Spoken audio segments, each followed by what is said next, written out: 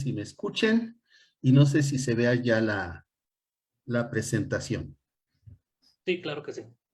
Bueno, este es un curso muy importante porque se planteó en todas las licenciaturas que, que van a inaugurar este plan, que el trayecto de prácticas docentes y saberes pedagógicos sea el eje integrador de todos los demás cursos. Se crea una red de prácticas y el próximo viernes vamos a tener la presentación conjunta de todos estos programas de las 18 licenciaturas. Entonces, este trayecto es muy importante, se ha discutido mucho y se le va a dar seguimiento a lo largo de todo el semestre. Esta presentación la voy a dividir en dos partes. Una sintética que nos diga qué queremos hacer en este trayecto en el caso de historia, y ya después presentaremos el programa propiamente dicho.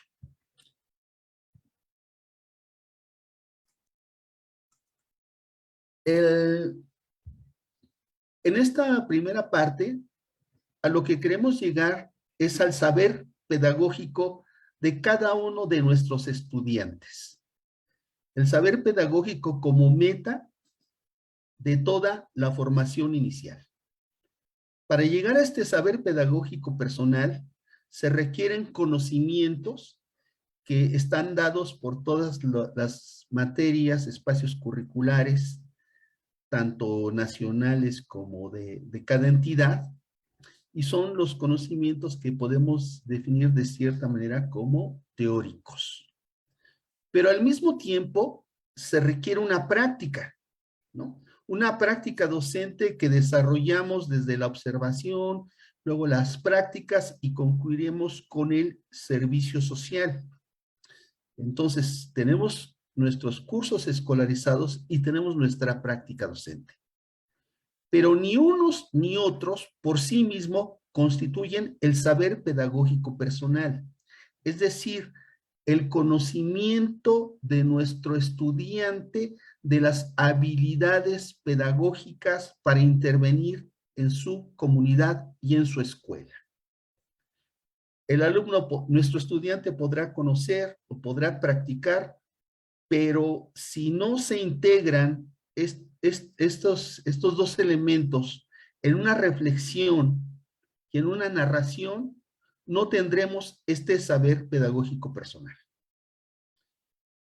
Curiosamente, este saber pedagógico personal ya lo hemos desarrollado en las escuelas normales. Y voy a poner el ejemplo de Baja California Sur, donde se ha logrado un saber pedagógico personal que es la meta de toda la formación inicial. Este saber pedagógico, en el caso de historia, lo logramos a partir de los 12 cursos del nuevo plan 2022, 12 cursos de historia, 6 de historia de México y 6 de historia mundial, que ya presentó ayer la doctora Norma, el de historia de México, y desarrollamos el ejercicio en el taller vespertino con participación destacada de los compañeros de otras normales, 8 cursos de historia, uno que acaba de presentar la doctora Ortiz, y 8 cursos de práctica docente. En el caso de nuestro plan de estudios, cada curso de práctica docente va acompañado de un curso de didáctica y de 2 cursos de historia. Y el otro elemento que estamos integrando en este momento a partir del equipo que se integró, dirigido por el doctor Julio, por otros compañeros de la red, y compañeros de la licenciatura en Historia, es lo que se llama narrativa fundamentada. Y vamos a poner el ejemplo de Baja California Sur para que se vea que es algo realista, es algo lograble, es algo que se ha hecho a partir, sobre todo, de los últimos semestres, a partir del informe de actividades, el portafolio o la tesis. En el caso también de nuestra licenciatura en Historia, hemos sido muy afortunados a partir de 7 encuentros que hemos realizado en la Ciudad de México, en Pachuca, en Toluca, en Mérida, en Zacatecas, y ahora en Baja California Sur, en La Paz. Esto lo hemos logrado a partir de la realización de proyectos integradores. Incluso ayer estábamos pensando en el taller que vamos a hacer pues un concurso de proyectos integradores en el próximo encuentro a realizar en San Luis Potosí. Estos proyectos integradores nos permiten que nuestros alumnos desarrollen en los museos, en las escenificaciones, en las actividades que hacen integrando todos los cursos, desarrollen sus habilidades docentes. Entonces es un aspecto muy esencial que hemos logrado como licenciatura en Historia. Muy brillantes, por cierto. Espero que pues, las escuelas que tienen la grabación de estos las puedan poner pronto en línea. El otro elemento con que logramos estas habilidades docentes es en el curso donde desarrollamos la microenseñanza, que va a ser el curso del segundo semestre, diseño de situaciones de aprendizaje. La microenseñanza es que nuestros estudiantes practiquen una clase en la escuela normal, sea de forma presencial o sea de forma videograbada. Esto nos ha permitido mejorar las habilidades orales, escritas, expositivas y didácticas de nuestros estudiantes. Y por último, las prácticas docentes. Las prácticas docentes que van de la observación de la comunidad y la escuela, posteriormente ya practicar con grupos, en el caso de Historia, y terminar en 7º y 8º semestre con el servicio social. Entonces, estos son los elementos formativos esenciales. Pero, para lograr ese saber pedagógico, que no es lo mismo conocer lo que dice Vygotsky, lo que dice Piaget, o lo que diga Monnet, o quien ustedes quieran, a tener la experiencia de aplicar ese conocimiento en un contexto de acuerdo a la circunstancia y emociones y características de cada estudiante. Esto lo logramos en 3 momentos, que en primer lugar es de la observación que vamos a hacer en estas jornadas. Vamos, aparte de llenar la guía y el registro, hacer un relato personal de cómo vivimos como estudiantes, qué emociones tuvimos, qué impresiones tuvimos de esas visitas que hicimos. Posteriormente, el siguiente instrumento metodológico es lo que le llaman triangulación. ¿Qué es la triangulación? Que este relato personal lo contrastemos con información documental, información de campo, lo discutamos con el profesor de prácticas y lo presentemos al grupo para que se puedan eliminar sesgos y ver qué tan sólido son la descripción que tenemos y cómo lo estamos afrontando. Esto es la triangulación. Y en tercer, el elemento es, ya que nosotros hicimos esta triangulación, entonces hagamos ya una narración argumentada, ¿no?, sobre lo que fuimos a observar y los problemas que notamos, las soluciones posibles y el reto personal que implica para cada uno de los estudiantes. Esto ya se ha hecho en las escuelas normales y está por escrito. El primer escrito que queremos destacar es de la Escuela Normal Superior de Michoacán, que ha hecho una investigación la maestra o doctora Heréndira Camargo Cintora, que se llama Identidad e Idealización Docentes, aportes desde las experiencias narradas por los estudiantes de la Escuela Normal Superior de Michoacán. Entonces, aquí utilizan la narrativa, ¿no? En donde señala que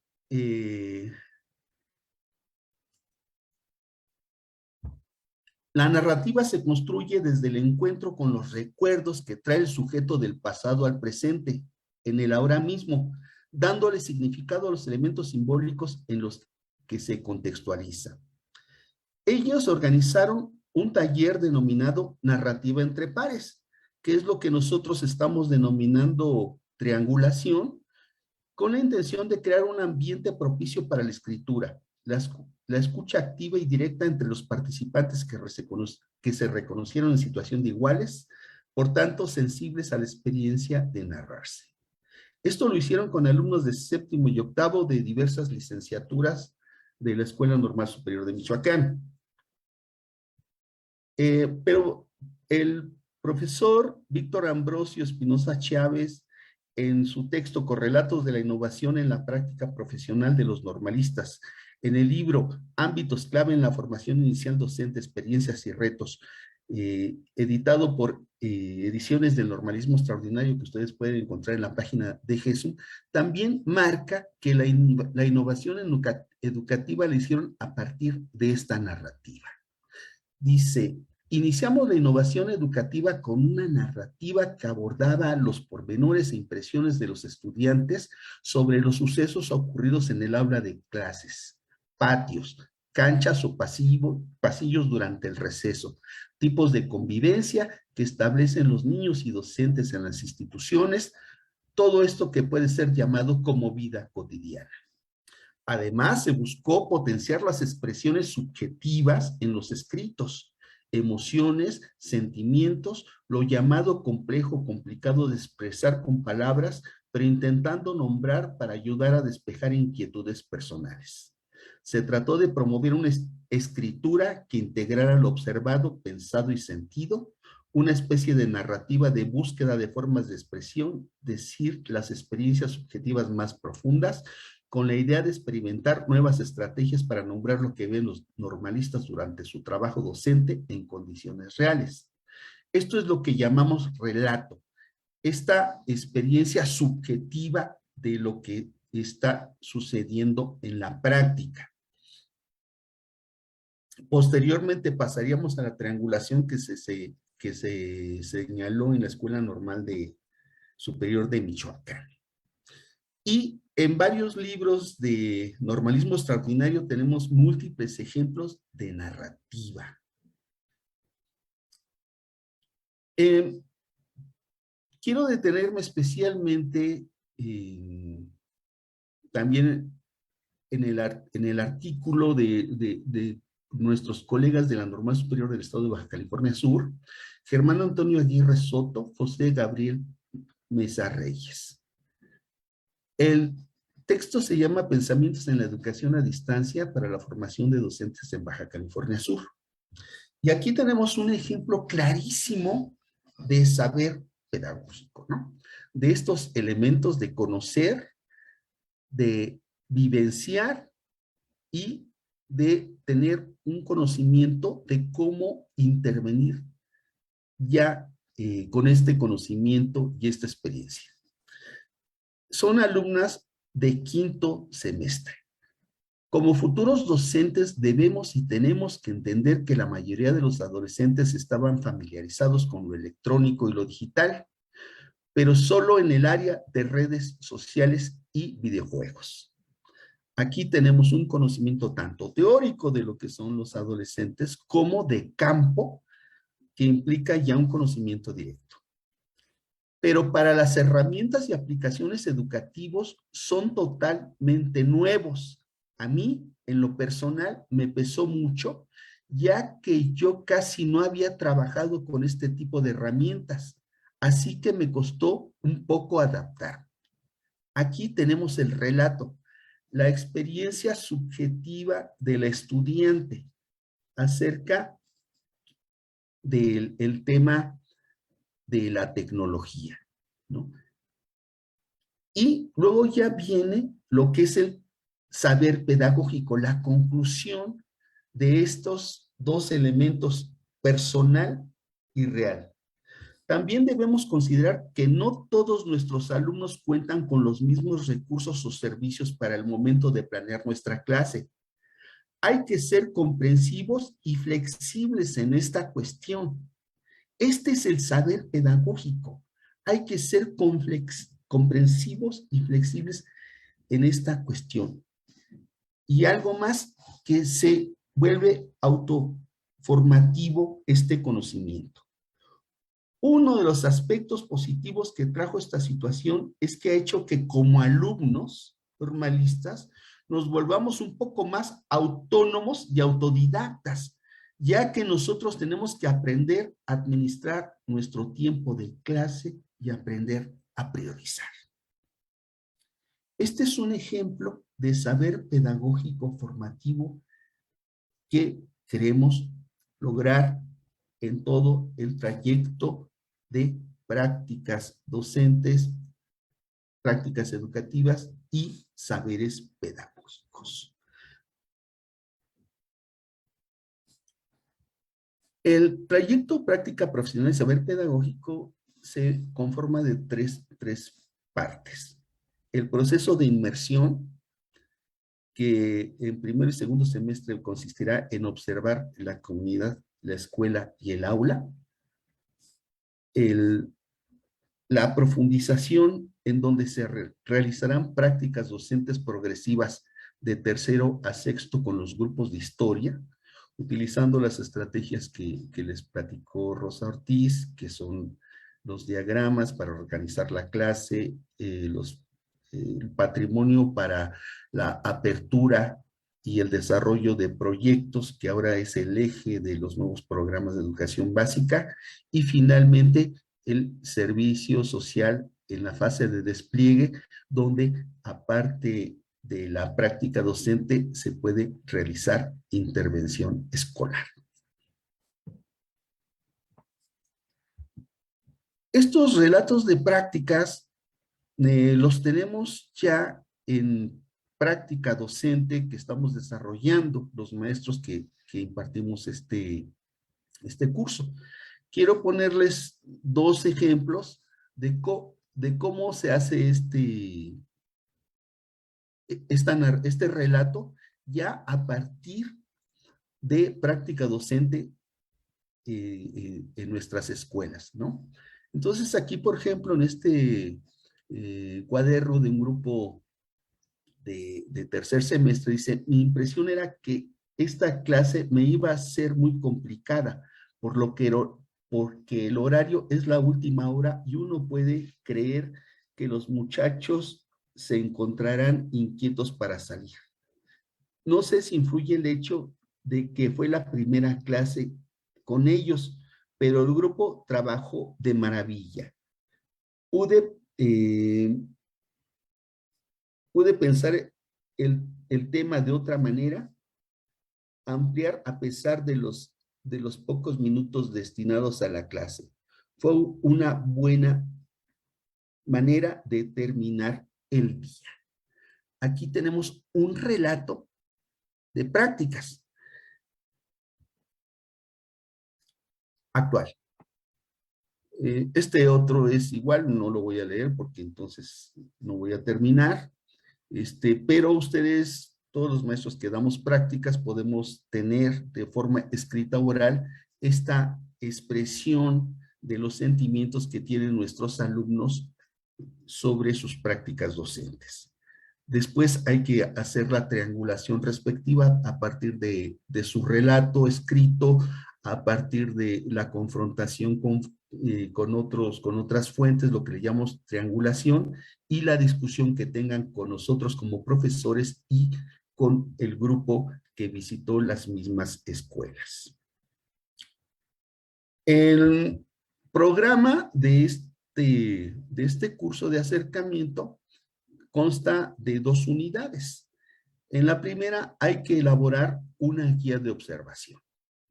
No puede ser general porque, bueno, tenemos 20 y tantas escuelas que dan esta licenciatura con contextos muy diferentes. Entonces se requieren elaborar guías específicas, ¿no?, de las comunidades en las escuelas que se va a practicar. Entonces, esta primera unidad la vamos a trabajar elaborando la guía de observación. Después vamos a realizar nuestras visitas. En el caso nuestro son tres jornadas de visitas, donde vamos a registrar las variables de la guía y los incidentes que encontremos. Y en la tercera unidad, pues ya el último mes del semestre, elaborar la narración pedagógica a partir del relato que hagan los alumnos y la triangulación correspondiente.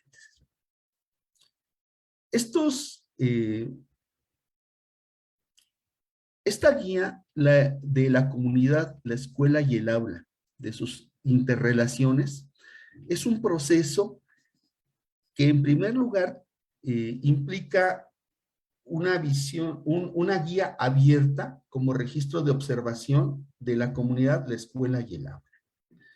Después de eso, vamos a estructurar ya las variables que vamos a observar y dejar las que pueden ser incidencias, y finalmente señalar las variables que necesariamente se tienen que observar.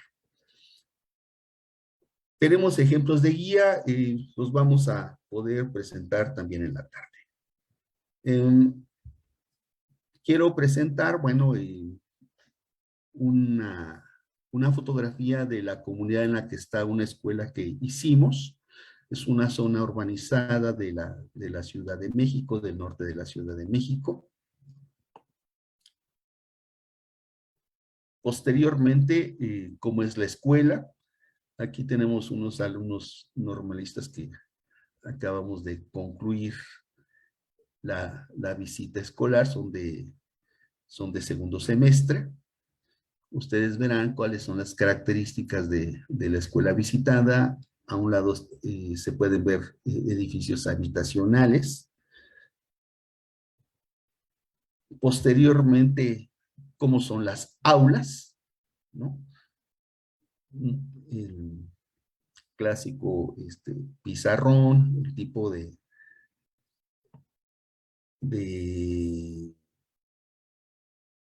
materiales. Otro ejemplo de un aula, y ya podemos observar también el trabajo de los alumnos en una clase y su cultura. Entonces, la fotografía pues, nos va a permitir tener los primeros elementos para la construcción de la guía. Bueno, el programa que ustedes ya tienen, tiene los propósitos del curso, los dominios y desempeños del perfil de egreso, la estructura del curso, las orientaciones para la enseñanza y el aprendizaje, las sugerencias de evaluación, y luego ya después la unidad 1 y la unidad 2. La primera es la observación de las prácticas educativas y comunitarias, y la segunda, la elaboración de los saberes pedagógicos. El propósito general del curso es que el estudiante conozca las prácticas educativas y comunitarias de las escuelas en las que pueda realizar sus prácticas profesionales. ¿Qué significa esto? Bueno, que como vamos a visitar escuelas, tenemos que escoger las comunidades en las que estén insertas estas escuelas. Lo digo porque, por ejemplo, en el Distrito Federal, en la actual Ciudad de México, pues tenemos alrededor de, no sé, 300 escuelas secundarias. Entonces son en toda la zona básicamente urbana, ¿no? Pero sé que en algunas entidades las escuelas ni siquiera quedan, no, o no quedan tan cerca o pueden ser lejanas a la comunidad donde se encuentra la escuela normal. Entonces vamos a escoger las comunidades que sean de las escuelas en las que posiblemente podamos hacer nuestras prácticas profesionales. Esto se va a lograr, este conocimiento se va a lograr mediante jornadas de observación donde se va a recabar información y después elaborar esta narrativa que ya vimos en el caso de Baja California Sur, pero que ustedes, si se revisan los documentos de titulación o recepcionales de los últimos 5 o 10 años, van a encontrar esta narrativa incorporada como un saber pedagógico de nuestros egresados. Los antecedentes que vienen en el texto nos señalan que la formación inicial es un proceso de inmersión, profundización y despliegue en las escuelas de educación obligatoria que empieza con la observación y análisis de las prácticas educativas y comunitarias en las que intervendrá el estudiantado normalista. Este conocimiento del contexto debe ser reflexivo para que cada estudiante transforme su experiencia en saber pedagógico personalizado. El saber es personal. La narrativa es el dispositivo para lograrlo a partir del relato inicial de la experiencia en las jornadas de observación, luego en el análisis colectivo de la información recabada a partir de la triangulación y concluir con su reflexión personal. La narrativa es un dispositivo reconocido y practicado en el sistema educativo mexicano, recomendado tanto por Mejoredu y el UCICAM. Si ustedes ven la bibliografía, aquí tenemos o visitan la página de UCICAM, verán que la narrativa es un método formativo reconocido por estas dos instituciones, ¿no? También estamos señalando, igualmente que hizo Rosa y la doctora Norma Díaz, que la bibliografía que sugerimos obviamente no es obligatoria, se puede utilizar la que el profesor considere, profesora. Este es un curso práctico, se imparte en el primer semestre con duración de 6 horas semanales. Tiene 2 unidades, la primera es para preparar las jornadas de observación, diseñando primero una guía y luego el registro de información obtenido en las visitas escolares. La segunda unidad es para elaborar las narrativas personal y luego estructurada de cada estudiante normalista. Para la guía también les puede ser de mucha utilidad la guía que se presentó en esta semana que acaba de pasar en las escuelas secundarias públicas. Aquí se encuentran en los anexos unos cuestionarios, ¿no?, que pueden ser base para la guía que vamos a elaborar.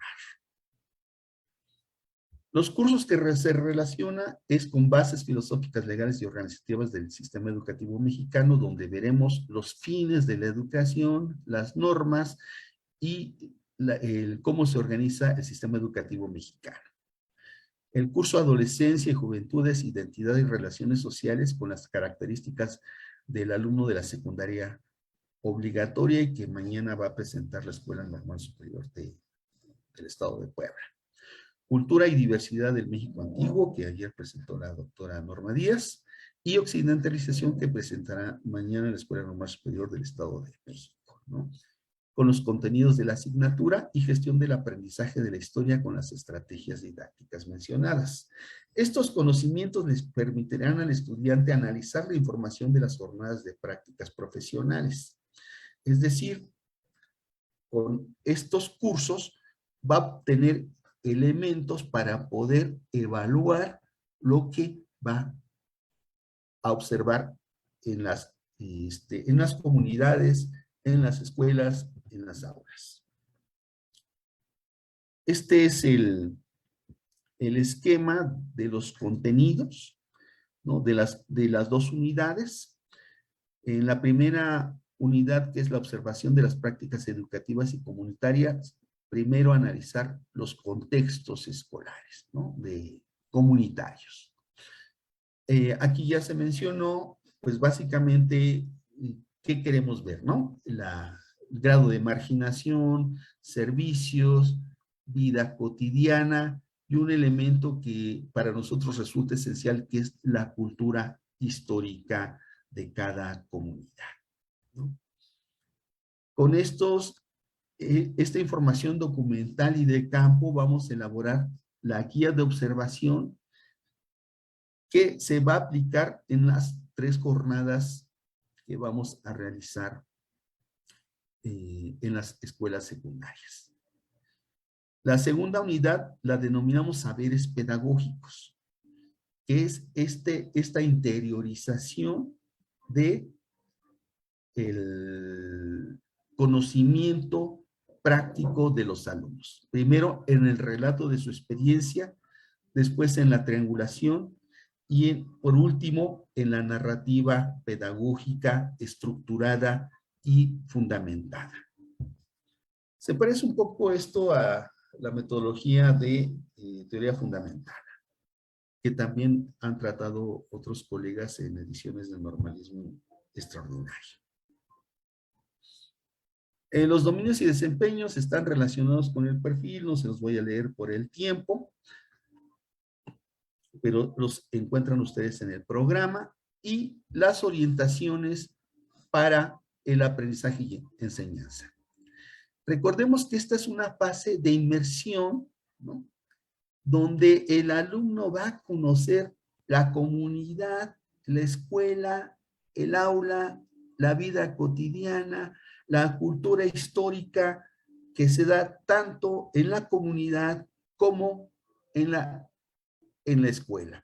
Todo lo que se refiere a ceremonias cívicas, periódicos murales, son ejemplos de esta cultura histórica. También en algunos lugares, obviamente, hay un conjunto de tradiciones, sitios históricos, incluso ayer mencionábamos en el taller zonas arqueológicas cercanas a la comunidad, ¿no? Entonces, en esta fase de inmersión vamos a conocer esas prácticas educativas y comunitarias de las escuelas en las que posiblemente practiquemos, ¿no? Las escuelas son parte de comunidades cuyas características deben conocerse para cualquier intervención docente, incluyendo la normatividad escolar, que ya mencionamos, el currículo y materiales educativos. Esta información es documental y de campo y se puede organizar en fichas para su posterior utilización en la narrativa pedagógica. Entonces, cuando estemos revisando información documental y de campo, vamos a elaborar un fichero que es una recomendación que nos va a servir para elaborar la guía y luego hacer la triangulación correspondiente. Considerando la información documental recabada y la escolar disponible, se elaborará la guía de las escuelas a visitar, incluyendo contextos externo e interno y la vida cotidiana dentro y fuera de las aulas. Dado que existen limitaciones para obtener información en las visitas, es necesario que el profesor titular del curso establezca el protocolo, conducta, uso de apuntes, entrevistas, grabaciones conforme a la autoridad escolar y que la comunidad escolar conozca los objetivos y fechas de visita. Yo he dedicado mis últimos 12 años de profesor normalista a la práctica docente y sabemos que preparar una visita es muy importante. Tenemos que ir a hablar con las autoridades, los directores de la escuela. Él nos va a decir cuáles son los límites que tenemos, las características que quiere de los asistentes a esta visita, incluso llega a señalar pues cómo deben de vestirse nuestros alumnos, lo que tienen que hacer, lo que pueden hacer, lo que no pueden hacer. Esto es el protocolo. Entonces, los profesores de práctica preparamos el protocolo antes de la visita. Se los damos a conocer a nuestros alumnos y los citamos media hora antes de la visita formal o una hora antes para que conozcan el contorno, para que obtengan información de carácter documental, para que vean el ingreso de los alumnos. Luego ya después pasamos a la escuela, podemos estar en aula, podemos estar en patio, en los talleres, en las actividades de educación física. Concluimos la visita, vemos el receso, vemos la entrada y la salida de los alumnos y notamos un conjunto de incidentes críticos que vamos a registrar, aparte de las variables en la lista de cotejo correspondiente, ¿no? Y también es importante que la comunidad escolar conozca los objetivos y fechas de visita, porque pues luego los conoce el director, pero no los conocen los maestros correspondientes. Y ya me ha pasado que me dicen, bueno, a mí me dice el profesor del grupo, dice, yo no estaba enterado. Bueno, los que ya tenemos tiempo dando esto, sabemos que una visita requiere dicho protocolo. La guía contará con los datos de identificación, variables de las prácticas comunitarias, sociales, familiares, culturales y las educativas, escolares y en el aula. Recomendamos que las observaciones se registren en 3 columnas o 3 apartados. La primera como una lista de cotejo, es decir, si cuenta con servicios,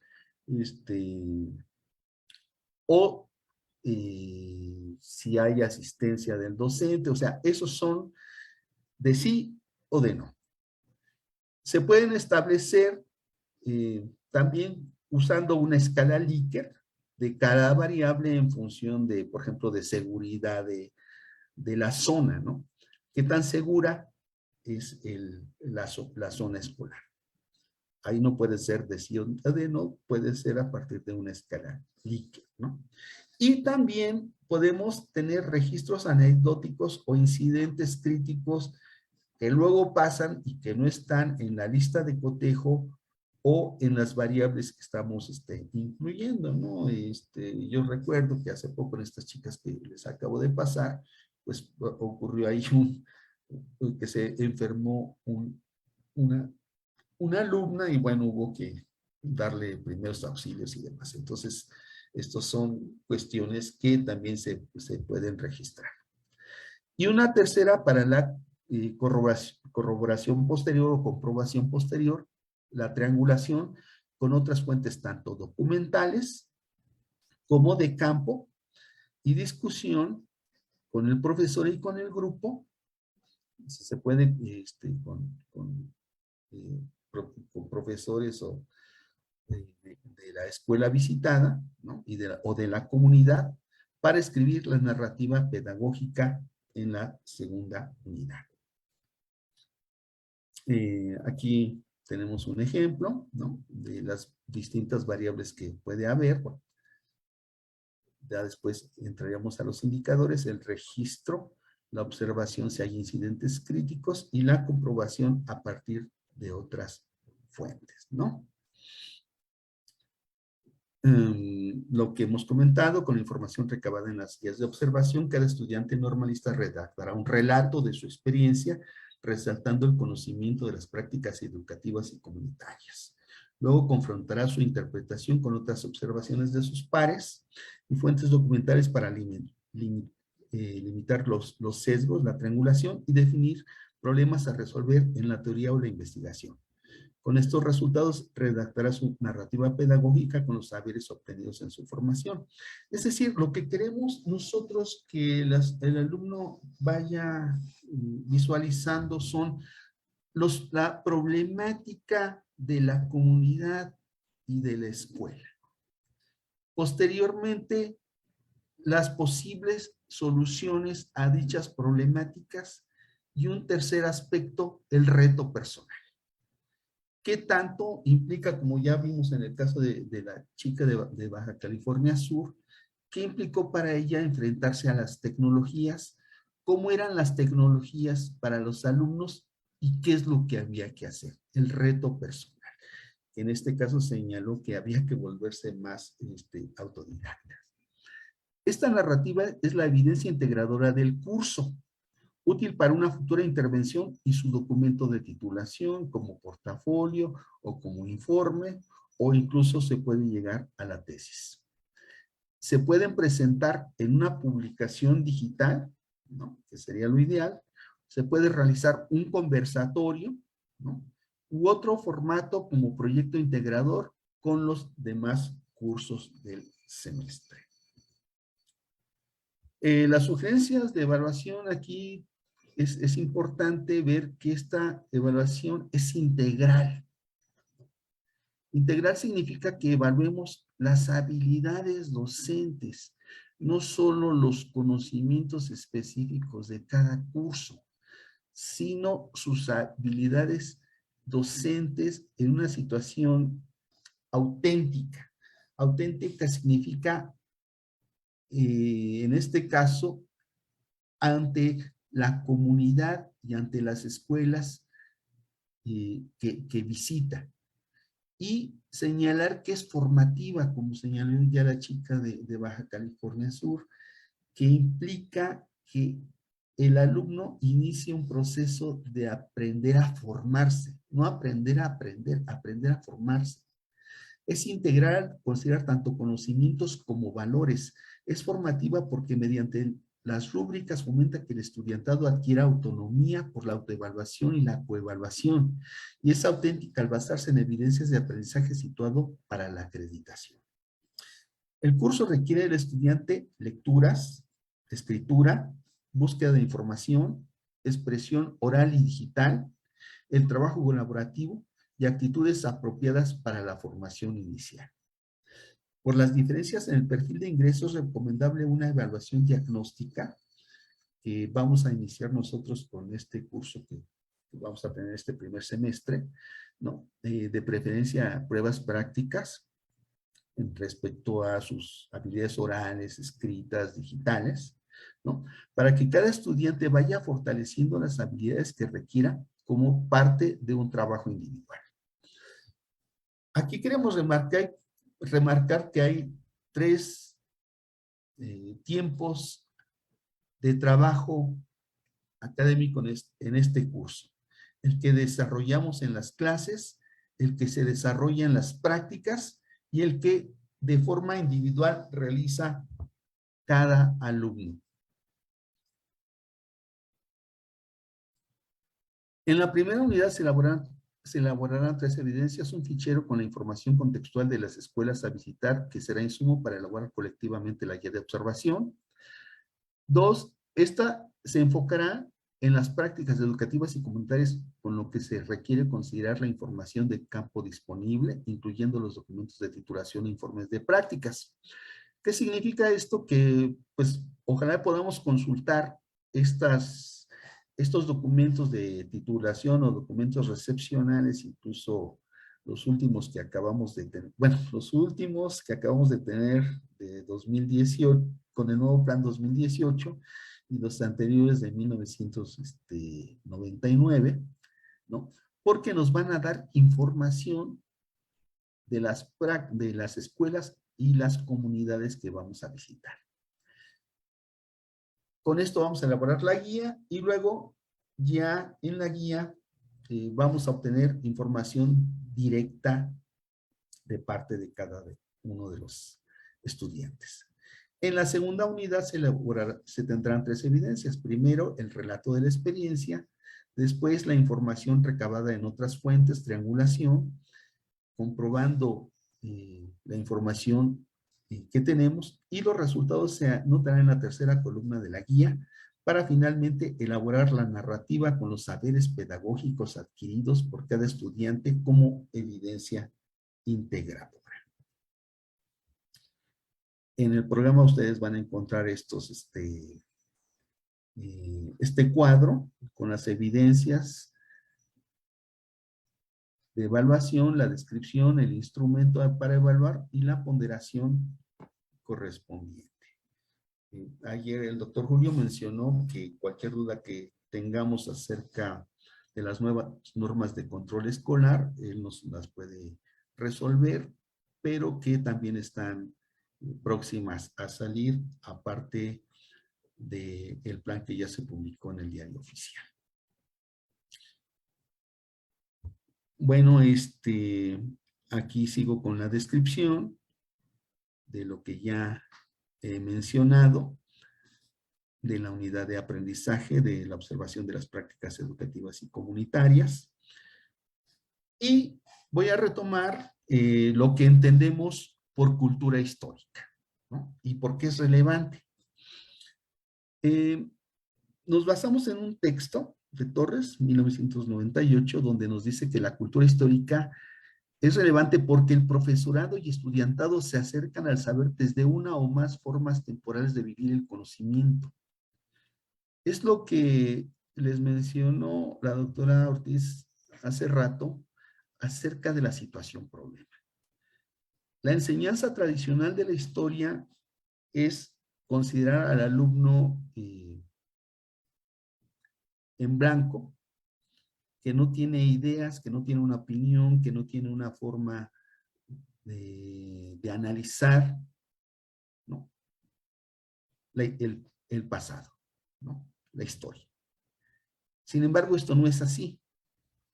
El estudiante, la persona de la comunidad tienen una cultura histórica con la cual interpretan el pasado. Entonces, tenemos que saber cuál es la cultura histórica escolar, la cultura histórica de la comunidad correspondiente, la cultura histórica a nivel nacional y de medios de comunicación, porque es la que va a influir en las clases de historia. Aquí el autor nos menciona 3 grandes culturas históricas. Un espacio-tiempo ancestral que caracteriza a los pueblos indígenas y afromexicanos, con sus múltiples saberes indivisibles de la naturaleza. Pudiera parecer que esto no existe, pero tenemos múltiples expresiones de estas concepciones ancestrales, mitológicas, ¿no? Indígenas, afromexicanas, que existen en cualquier comunidad. La segunda es una concepción de un espacio-universo homogéneo y experimentable que expande sus límites de acuerdo con las leyes de la ciencia y el progreso. Esto en algunos sectores también, especialmente urbanos y especialmente concentrados en grandes ciudades y con menores grados de marginación o escasa marginación. Y tercero, una perspectiva en la que el tiempo y el espacio están disociados por el empleo de las tecnologías de la información y la comunicación en casi todos los ámbitos de la vida. Actualmente, el acceso a las redes, ¿no? Al Facebook, al WhatsApp, a YouTube, etcétera, etcétera, son algo, digamos, cuando menos cotidiano aquí en nuestra Ciudad de México. Lo vemos en el transporte público, lo vemos en las aulas. Antes se les estaba prohibido y todavía está prohibido el uso de celulares en las escuelas secundarias por los alumnos, aunque una buena parte lo tienen. Sin embargo, lo que queda muy claro es que ya la cultura mediática incide en la cultura histórica de manera mayoritaria, ¿no? En la escuela estas ideologías conviven como memorias y representaciones que dan sentido a la enseñanza y los aprendizajes, así como la convivencia y los conflictos. Por eso es muy importante que nosotros recuperemos de estas comunidades esa cultura histórica oral, esa cultura histórica en su patrimonio, en sus sitios históricos, y esa cultura histórica en la escuela, en las ceremonias, en los conocimientos, expresados en los periódicos murales, expresados en los cuadernos de los estudiantes, ¿no? O en sus opiniones.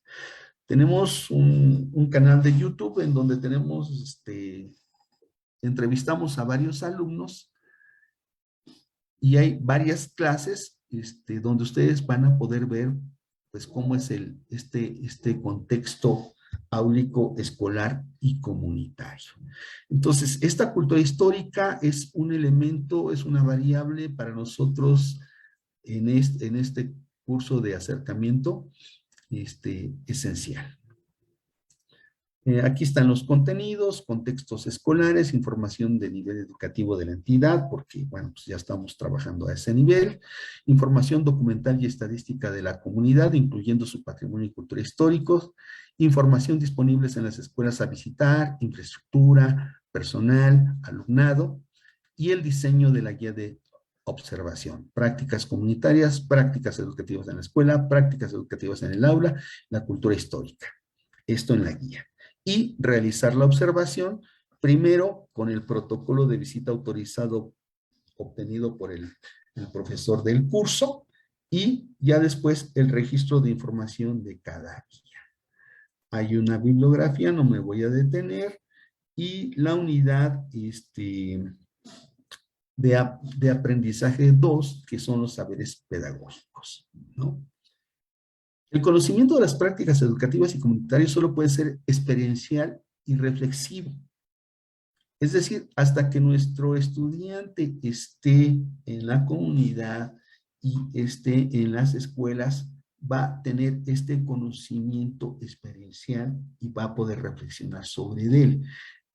Obviamente es importante que nos documentemos antes, con las tesis, con información estadística, información de la SEP, de Mejoredu, del INEGI, etcétera, etcétera, pero esta información tiene que ser contrastada en el campo por el propio estudiante, ¿no? Y tenemos que tener en cuenta que esta misma información, esta misma realidad es diferente para cada estudiante. En los grupos que acabo de tener, bueno, pues tenemos edades diferentes, obviamente sexos diferentes, antecedentes de bachillerato diferentes, y aunque vamos a la misma escuela y leemos la misma información, la impresión que tiene cada estudiante de la práctica es diferente. Y esto es algo que tenemos que saber porque va a ser el eje de la formación. La formación no es que apruebe los cursos. La formación es que sepa intervenir. Y esto es un proceso que implica, ya por eso también utilizamos la situación problema del doctor Dallon-Geville, no solo con los alumnos de secundaria, que es con lo que él trabaja el doctor Dallon-Geville en Francia, sino también con nuestros propios estudiantes. Ellos tienen una idea de lo que es la práctica docente en historia, basado en su historia personal. Quiero concluir con esta cita de que, como se ha señalado, ni la teoría ni la práctica aislada son conocimiento, son saber. El saber pedagógico es personal, por lo que debe reflexionarse antes, durante y después de la acción. Aquí la narrativa es el dispositivo de formación básico, desde el relato de la experiencia, su corroboración con otras fuentes para una narración final estructurada de la información analizada y la interpretación personal. Hemos tenido experiencias, los maestros de prácticas, con otros dispositivos formativos, sobre todo lo que es la investigación cualitativa, etnográfica, la investigación acción y demás. Sin embargo, hay una separación entre el sujeto y el objeto de conocimiento. Incluso en algunos casos se le ha pedido al estudiante normalista que redacte en tercera persona, de manera impersonal, ¿sí? Y aquí este instrumento nos va a permitir recuperar las emociones, sentimientos, experiencias del alumno ante la escuela a intervenir. Y esto es una cuestión esencial, ¿no? No basta la lectura, no basta la mera práctica, es necesario la contrastación con el propio sujeto en formación. Aquí nos basamos básicamente en un texto de la doctora Teresa Negrete, una profesora de la Universidad Pedagógica, que diseñó esta metodología para la formación docente y que se encuentra en la bibliografía. Pues quiero concluir aquí porque, bueno, déjenme terminar, permítanme nada más señalar a los autores. Este curso fue elaborado por Rosa Ortiz, Gerardo Mora, de la Normal Superior de México, Adriana García Mesa, de la Escuela Normal Superior del Estado de Puebla, Luis Carlos Ovalle Morquecho, de la Escuela Normal Superior Federal de Aguascalientes, y Norma Lidia Díaz García, de la Escuela Normal Superior de Jalisco, el especialista doctor Eduardo Mercado Cruz, que le agradecemos mucho el apoyo que nos ha dado para diseñar este curso, y las recomendaciones del doctor Julio César Leiva Ruiz de la DGESO. Pues muchísimas gracias, dejo de compartir. Muchísimas gracias, doctor Gerardo.